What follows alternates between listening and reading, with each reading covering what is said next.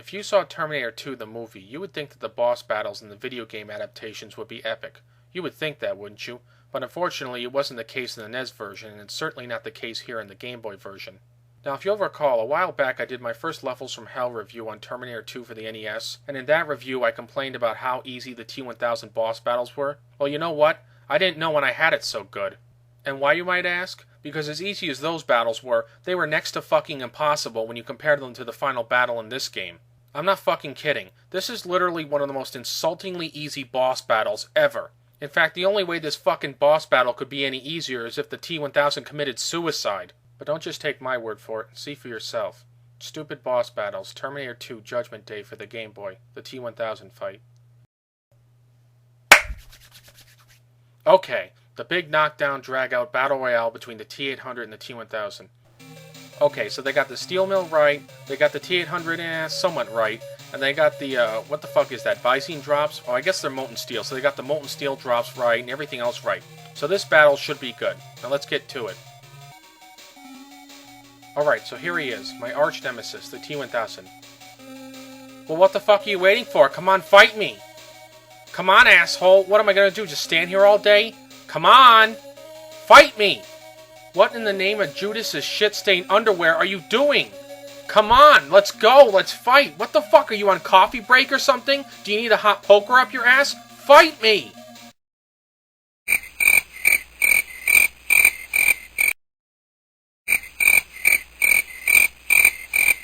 Gee, I guess they weren't fucking kidding when they said the T-1000 stands in your way, because that's all he fucking does, stand in your fucking way and not do a goddamn thing. What kind of fucking numbnutses make a boss battle where the boss doesn't do anything but stand around and stare at you all day? Oh, never mind. So anyway, the only way you can get the T-1000 to fight you is to walk close enough to him to get him to start walking towards you. That's right, I didn't fucking make this shit up. You literally have to walk up close enough to him so he starts attacking you. How fucking stupid is this? How in the hell could LJN call this good boss design? For Christ's sakes, even in the NES version, the T-1000 actually, attacked you. He actually posed something of a threat. He didn't just stand there like a fucking goof waiting for you to do something. No, he actually bothered to fight you. Now true, maybe he didn't put up much of a fight, but better some kind of fight than no fight at all. But oh no, LJN couldn't do anything like that. No, instead they had to make the video game equivalent of a still life portrait by Van Gogh. And what's even worse is you don't have to fight the T-1000 in hand-to-hand combat and let him pummel the crap out of you like in the movie.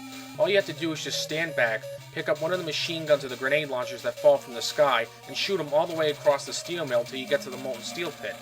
So I ask you, if the boss doesn't present any challenge of any kind, then what's the fucking point in fighting him? The T-1000 in this game doesn't shoot you, doesn't slam you through a brick wall, doesn't throw you through a plate glass window, doesn't get your arm caught in some gears, doesn't beat the fuck out of you with an iron pike or a girder, and he doesn't impale you on that same iron pike.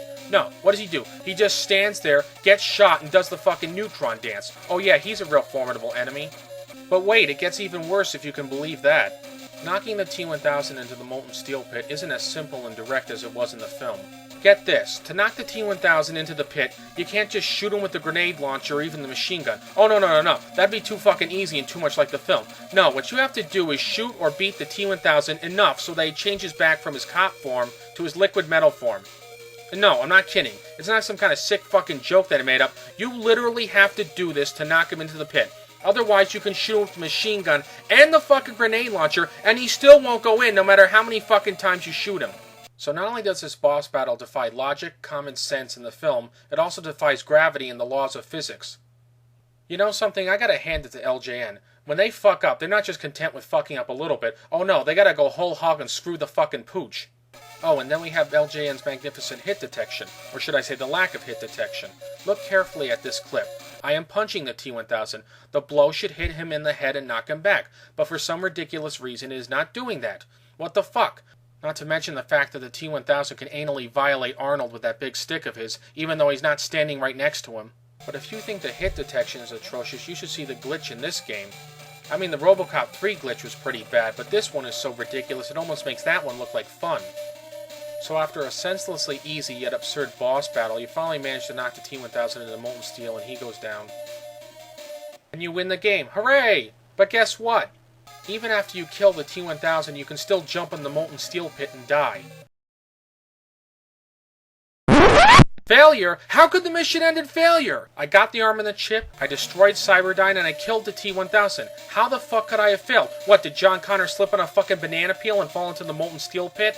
But even worse, if you time it just right, you can jump into the molten steel pit after the T-1000 dies and still survive because the game cuts to the end screen. Look at this ridiculous shit. My feet are less than an inch or two from the steel, yet I still win anyway. But jump a second too early and you die and lose the game. Who in the fuck programmed this shit? Were the game designers at LJN sniffing windshield wiper fluid when they made this game? So let me get this straight in my head. They can program the T-1000 not to go over the ledge even if you shoot him with the machine gun.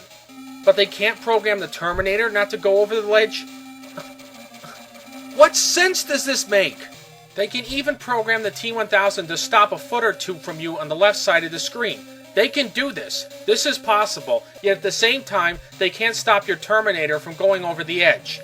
Oh my god, this is such fucking brilliant programming. Way to go, LJN. Way to think outside the fucking box. One other small point. I thought the Terminator couldn't self-terminate, yet in this game he can fucking jump into the pit and kill himself. Oh well, what the hell. I guess LJN figures they screwed the movie up this much, they may as well just go all the way and screw it up totally.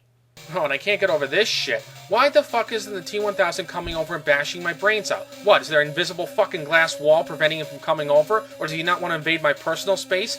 What the fuck? You know what? If any of you out there want to indulge in the inspired lunacy of Rock'em Sock'em Retardo bots, then by all means be my fucking guest. But as for me, I'm going to do something a lot more worthwhile with my time. Like stick my fucking head in a wood chipper.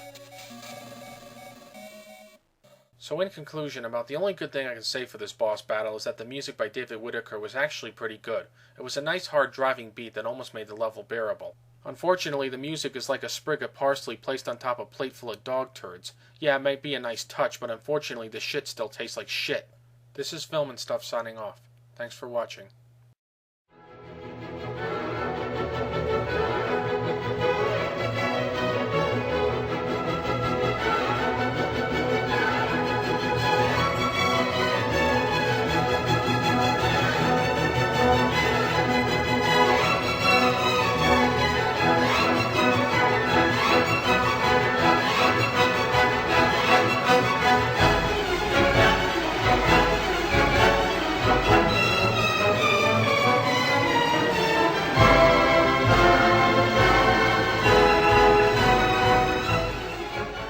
What kind of fucking numbnutses make a boss battle where the boss doesn't do anything but stand around and stare at you all day?